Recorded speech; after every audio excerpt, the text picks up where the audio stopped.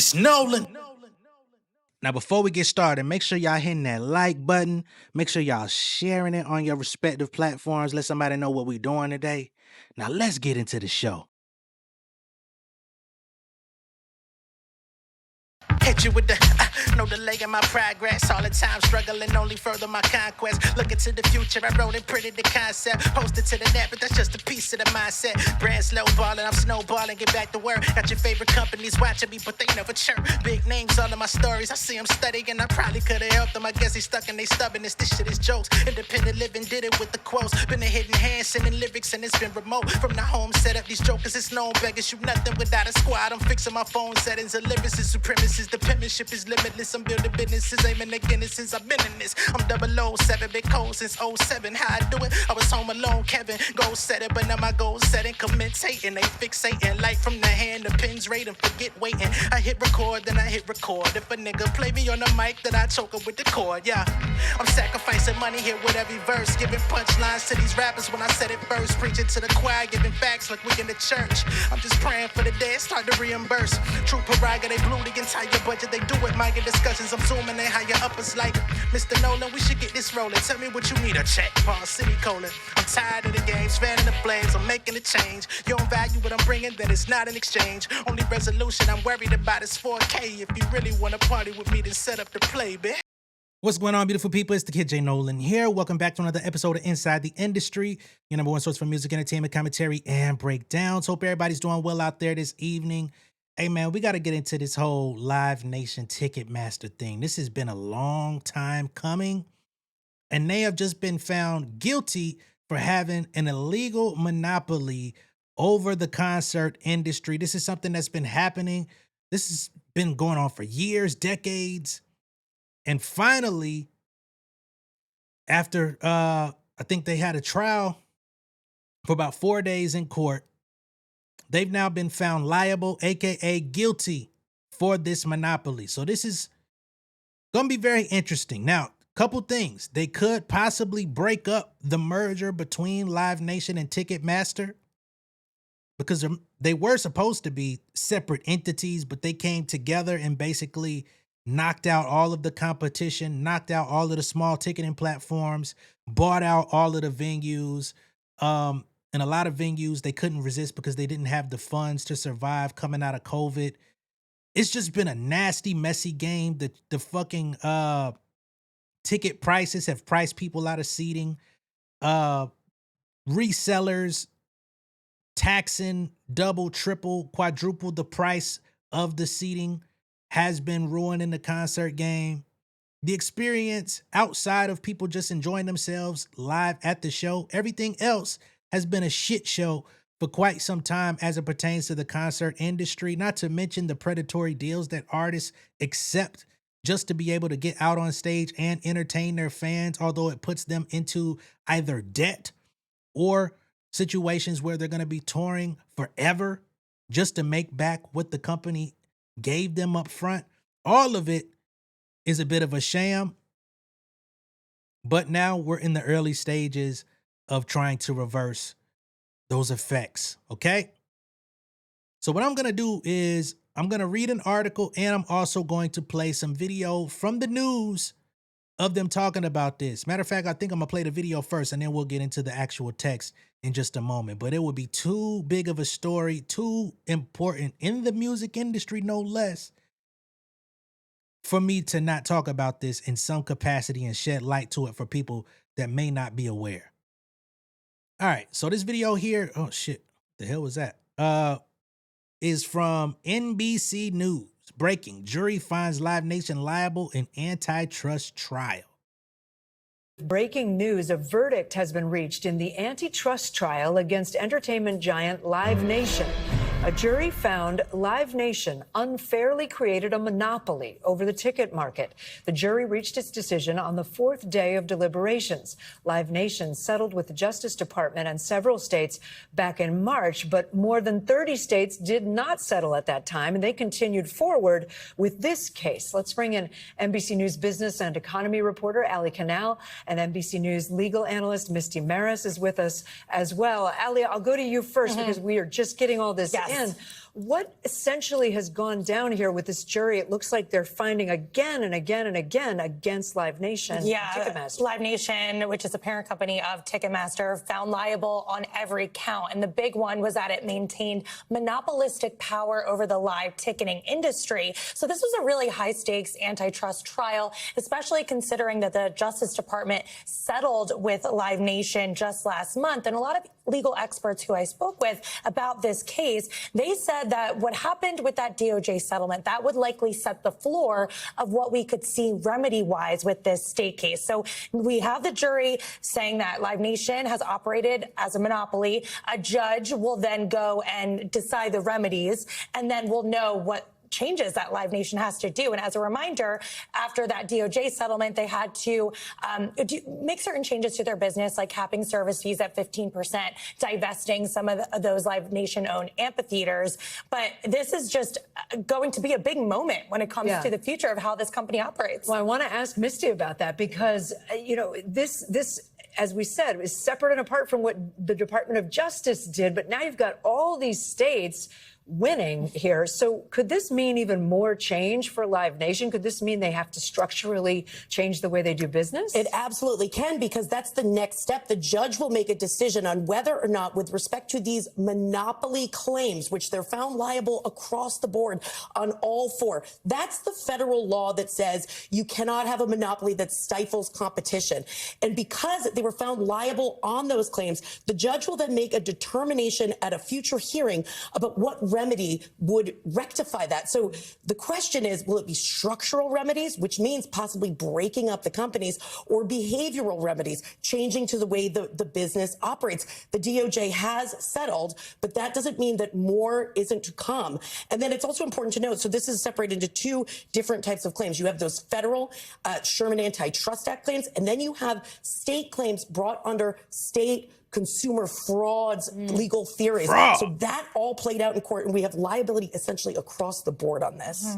And so Live Nation could probably almost certainly will appeal, right, Misty? Is that expected? There's no question that Live Nation, Ticketmaster, they're going to appeal. This is going to be tied up in the appellate courts for likely years to come. And during that time, that consent decree is what we call that agreement between the DOJ and the states that decided to settle Live Nation and Ticketmaster will go into effect. So there'll be a question about, by the time this plays out in the appellate courts, what else needs to be done, if anything? And Ali, for people sitting at home thinking, all right, I bought tickets through, you know, Ticketmaster or Live Nation, is anything going to happen for all those customers who, you know, have spent so much money on tickets? I wish I could say, yes, that means they're going to have cheaper tickets. But the more likely scenario is that whatever remedies we do get, this is going to take a long, long time to play out. And also, this case was really focused on whether or not Live Nation has maintained a monopoly in this market, not really about those high ticket prices.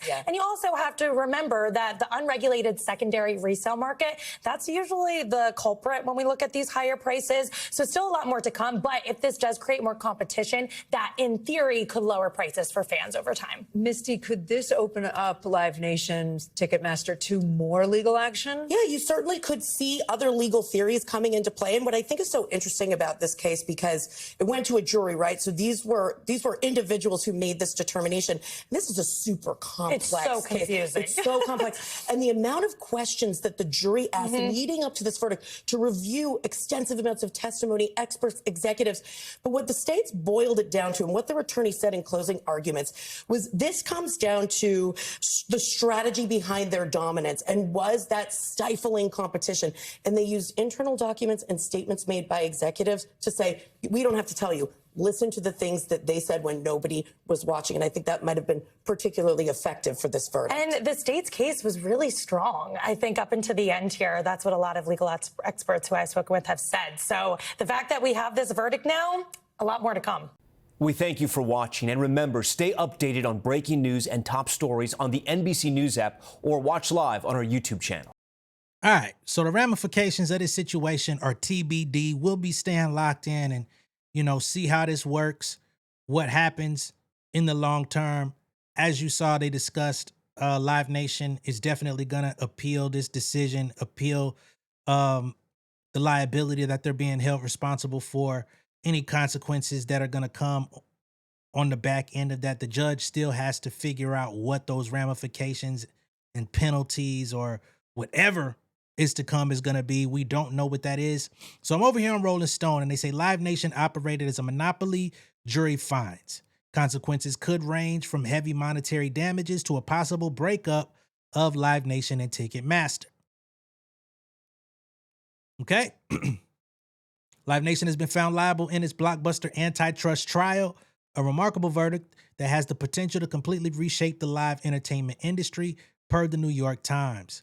The jury deliberated for 4 days before deciding that the company operated as a monopoly that broke antitrust laws.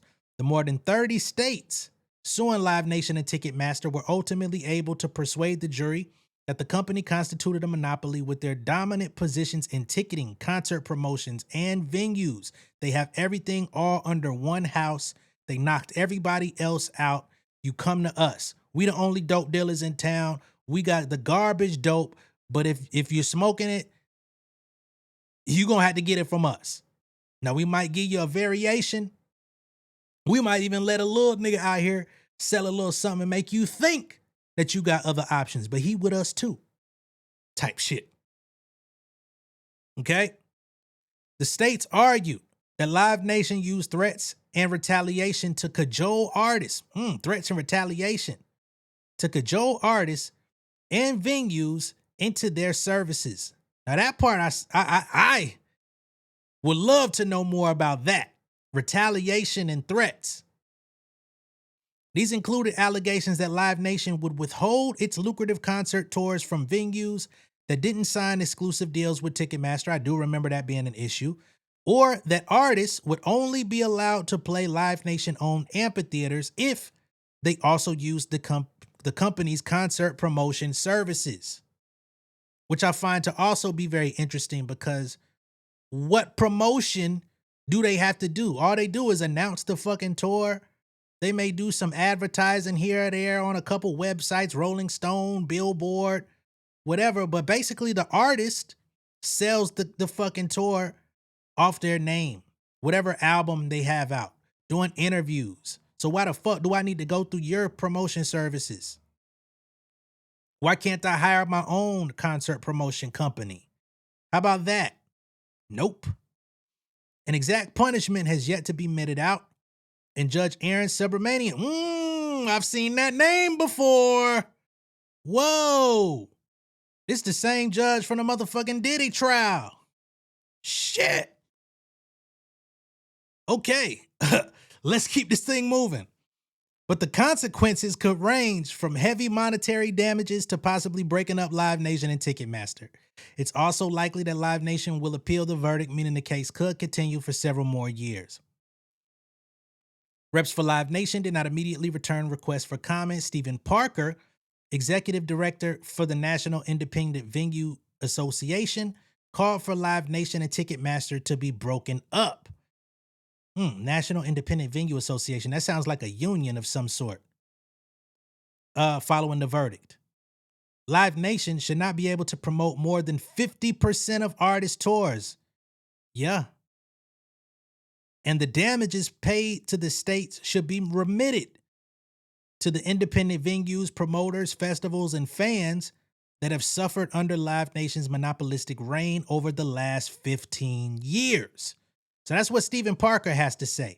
Now, whether or not that's actually going to happen, whether that will be divvied up to the venues, the promoters, the festivals, and last but certainly not least, the fans who spent the money, whose money is the ones circulating. Let the dollar circulate. Let the dollar circulate, motherfucker. The verdict is a historic one and caps off the most significant effort yet to reign in the company that has dominated live music, sports, and other events for more than 15 years. Live Nation has faced legal pressure before, particularly a 2018 investigation into claims that the company violated the terms of a Department of Justice consent decree instituted when Live Nation and Ticketmaster merged in 2010, meant to prevent Live Nation from retaliating against venues that used other ticketing services. Right?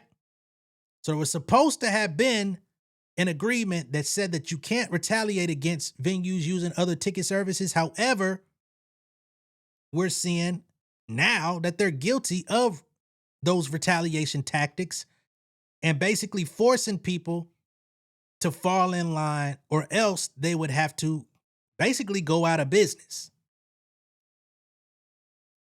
Senator Amy Klobuchar, a frequent critic of Live Nation, celebrated the verdict, saying in a statement that it confirms what fans, artists, and venues have known for years.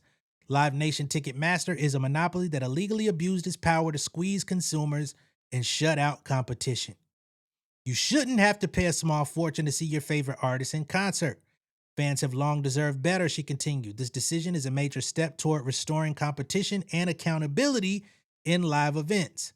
Now, the court must ensure any remedy truly opens the market, and that means lowering prices, increasing innovation, and protecting fans, artists, and venues, not delivering another deal that falls short. Roger Alford, a law professor at Notre Dame and a former deputy assistant attorney general in the Department of Justice's Antitrust Division, tells Rolling Stone, after decades of trying to address Live Nation and Ticketmaster's abuse of monopoly power, we hope that those abuses will now end. This matter was settled in late 2019, with the DOJ finding that Live Nation had violated the terms of the decree. Of course they did.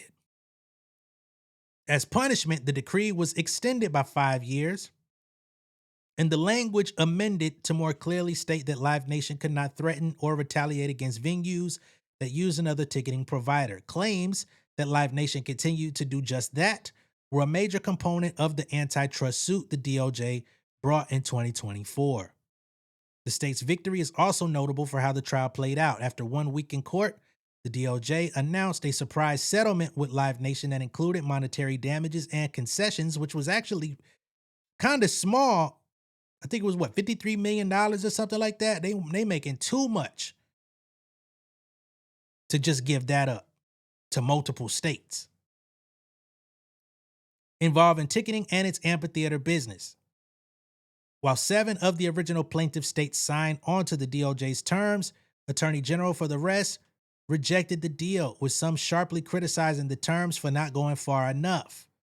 In choosing to continue the case, the states hired outside counsel led by antitrust expert Jeffrey Kessler to take over the case with only 1 week to prepare. One of those state AGs, Letitia James in New York, called the verdict a landmark victory in a statement. For far too long, Live Nation and Ticketmaster have taken advantage of fans and artists by raising prices for tickets and stifling any competition that threaten their power. I'm proud to have led a bipartisan coalition of attorneys general in bringing this case and look forward to continuing our work to hold Live Nation and Ticketmaster accountable.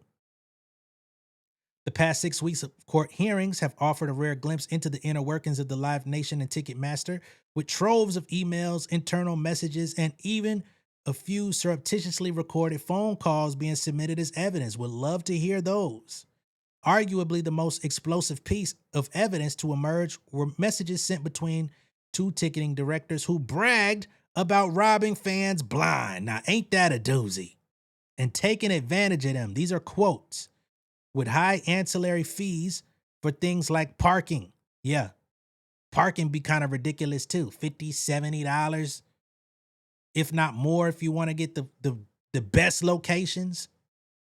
Live Nation said in a statement that the exchange absolutely doesn't reflect our values of how we operate. Yeah, the fuck it do. The trial also featured testimony from many top Live Nation executives, including CEO Michael Rapino.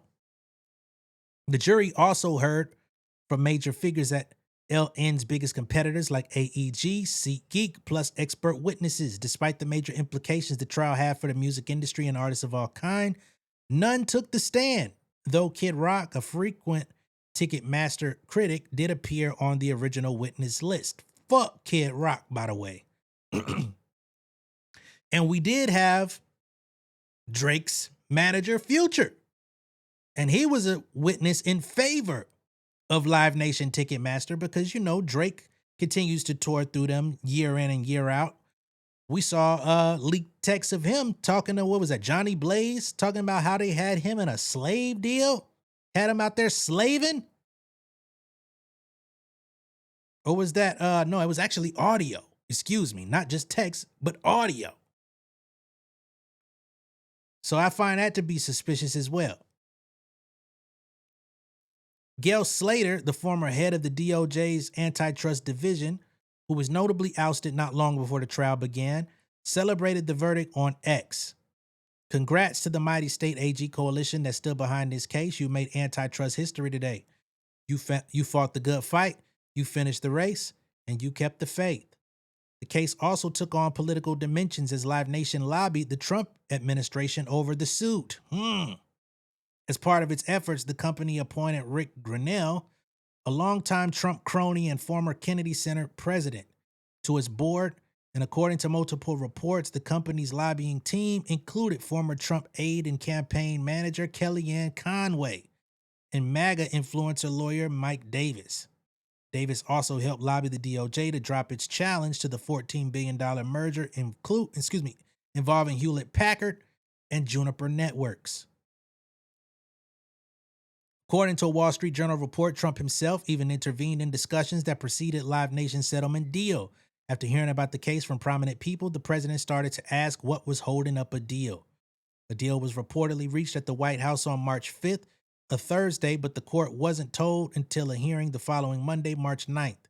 Even some of the DOJ's own lawyers were surprised by the deal, while the judge, Subramanian, called the timeline absolutely unacceptable. Okay?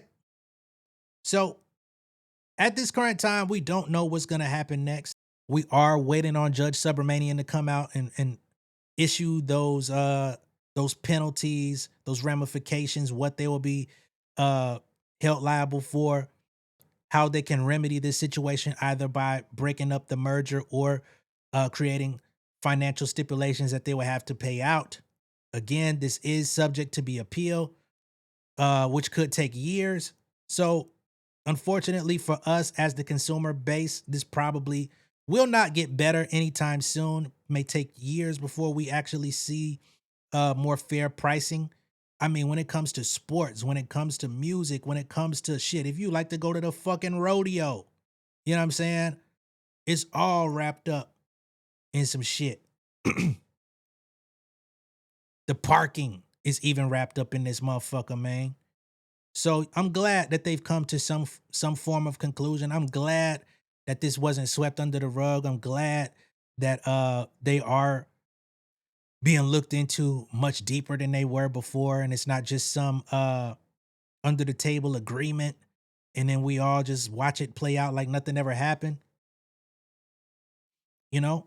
And again, not only us, but a lot of these artists, even though they're being paid to do the shit, they're not making what they could because they're taking deals up front that subvert them from actually making good money on the back end, which is where the ticket sales come into play. You know, some of these artists are doing $100 million tours and not walking away from this shit for nothing. You know what I'm saying?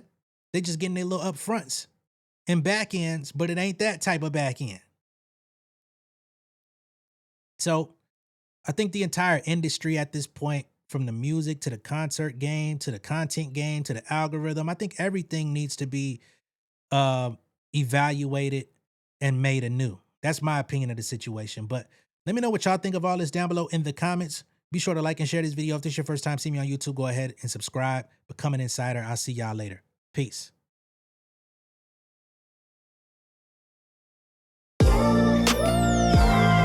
Yeah, family over fame in this bitch, yeah. The glory of living righteous is setting in. My street knowledge and education's a perfect blend. Young mogul, independent, I've been setting trends. The first one from my family to be faithfully wed. Fuck niggas and the horses that they riding on. I see this shit from all angles like a polygon. I'm never politicking, the drama be piling on. Father and great son acknowledged like I'm Bobby Bonds. Conversation with my lady about the paper route. 5 6 bank accounts, every day I make it count. They down talking my commentary for hating now. Well, I can take it cause I'm bodying your favorite now, please. I could do this shit in my sleep. I been writing for these niggas, y'all read it and weep. I been fighting these niggas if you speak on the street. I'll turn your birthday party into New Year's Eve. Don't let me take it there. We ain't playing fair, this the ATL. south side nigga moving furniture like Wayfair. Life on hold, no insurance for your health care. Lifeline gone, so you wanna be a millionaire? Well, let me tell you about this world I built. The women I dodged, the niggas that I ran for filth. The sympathy calls, consulting for the stacks I built.